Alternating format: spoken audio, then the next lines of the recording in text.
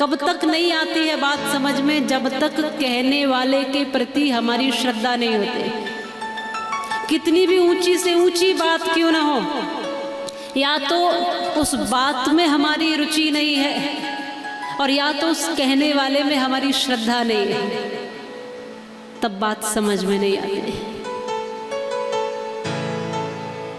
बात उसकी समझ में आती है जिसमें हमारी श्रद्धा है। यहाँ इतना ही अंतर दिखता है दोनों में। दुर्योधन को शांति का उपदेश करते हैं श्री कृष्ण, तो बात समझ में नहीं आती क्योंकि श्रद्धा नहीं है दुर्योधन की। और कुरुक्षेत्र के मैदान में अर्जुन को क्रांति का उपदेश करते हैं श्री कृष्ण, तो वही ज्ञान गीता का ज्ञान बनकर प्रकट होता है, क्योंकि भक्त अर्जुन की श्रद्धा है भगवान में। इसलिए श्रोताओं की श्रद्धा जरूरी है, सुनने वाले की श्रद्धा आवश्यक है, सुनने वाले में जिज्ञासा आवश्यक है, सुनने वाले में प्रेम भक्ति भाव आवश्यक है, तभी वो ज्ञान आपके जीवन में परिवर्तन करेगा, आपके जीवन में कुछ न कुछ प्रकाश लेकर आएगा। कहने वाला कौन है, इस बात से भी अधिक महत्वपूर्ण है कि सुनने वाला कौन है और कैसा है, किस भाव से सुन रहा है। इसलिए कथा कभी कही नहीं जाती है, कथा तो प्रकट होती है। जिस तरह का सामने भाव होता है, कथा प्रकट हो जाती है। कथा कभी रटी नहीं जाती है कि कथा को कोई रट ले, कथा को कोई पढ़ ले और कथा को कोई रट कर सुना दे, ऐसा विषय ही नहीं है कथा। कथा साक्षात कृष्ण स्वरूप है। अब कृष्ण को कोई क्या पढ़ेगा, क्या रटेगा?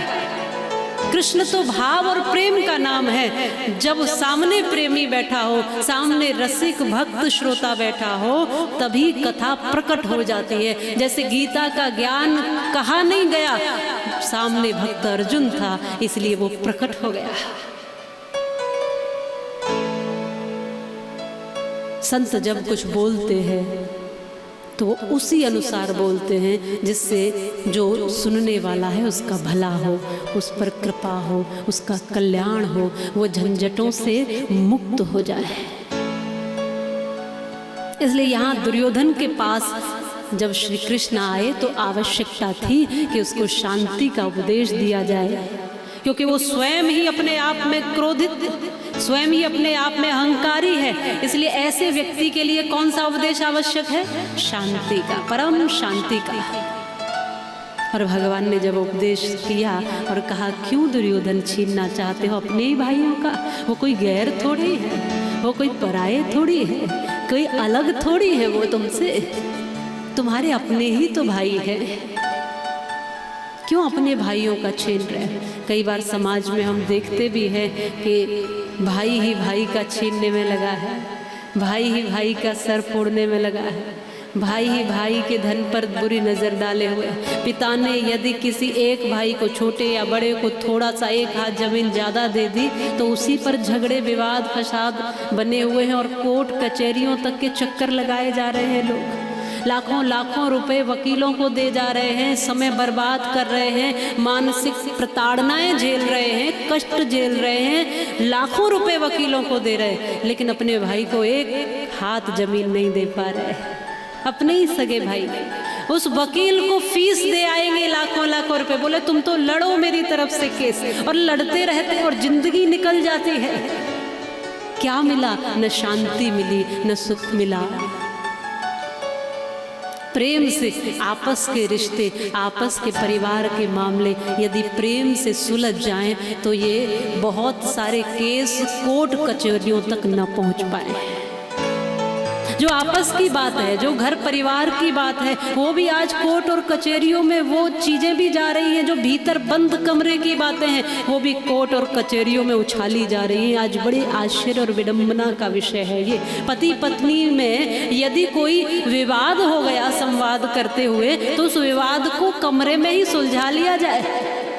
लेकिन आज कितने सारे कोर्ट में ऐसे केस हैं पति पत्नी के, जो वहाँ पर लड़े जा रहे हैं। सबके सामने हमने रिश्तों का तमाशा बना रखा है। भाई भाई से लड़ रहा है, पति पत्नी से, पत्नी पति से, पिता पुत्र से, कितने कोर्ट कचहरियों के चक्कर काट रहे हैं। छोटी छोटी सी चीजों के लिए कोर्ट चले जाओगे क्या? जो घर की बातें हैं, इतना तो हमारे बड़े बुजुर्गों ने समझाया कि जो घर की बातें हैं वो तो घर तक ही रहनी चाहिए। और पूरी जिंदगी हम किस में बिता देते हैं? अशांति में, बिल्कुल अशांति में। इसलिए आज श्री कृष्ण समझा रहे हैं, कुछ नहीं मिलेगा दुर्योधन।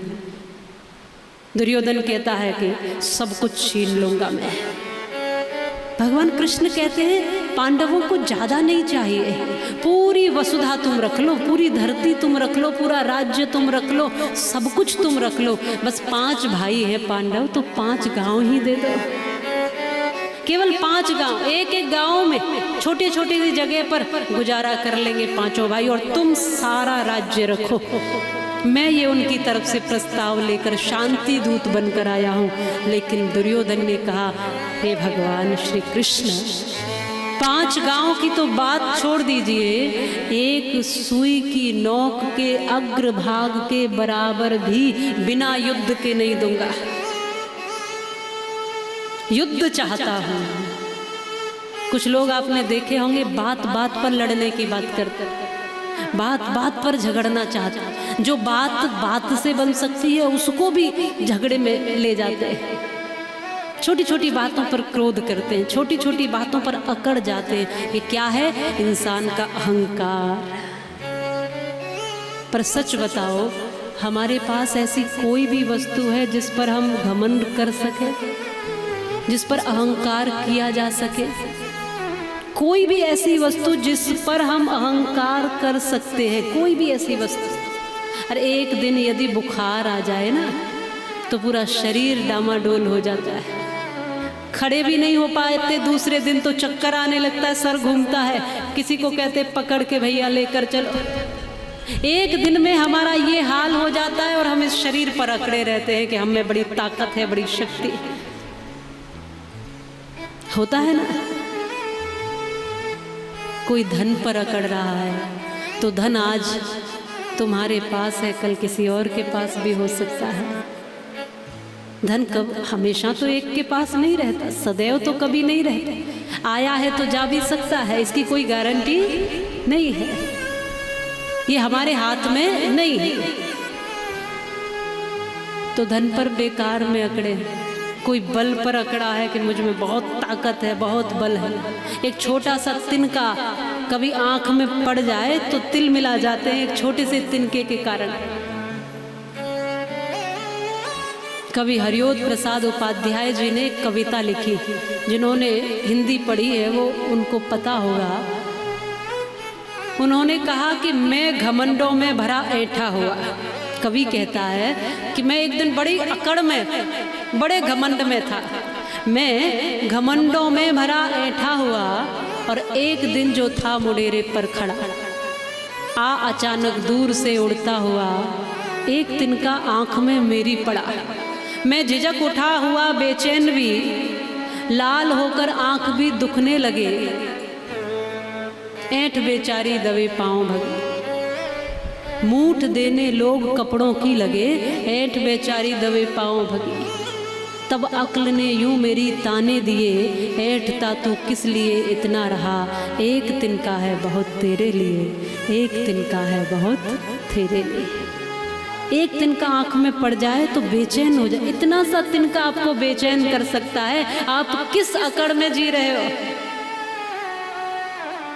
आज दुर्योधन कह रहा है बिना युद्ध के सुई की नोक के अग्रभाग के बराबर भी नहीं दूंगा, लड़के ले लो। युद्ध युद्ध और युद्ध, हर तरीके से युद्ध चाहता। समझाने वाले भगवान श्री कृष्ण हैं, फिर भी समझ नहीं पा रहा दुर्योधन।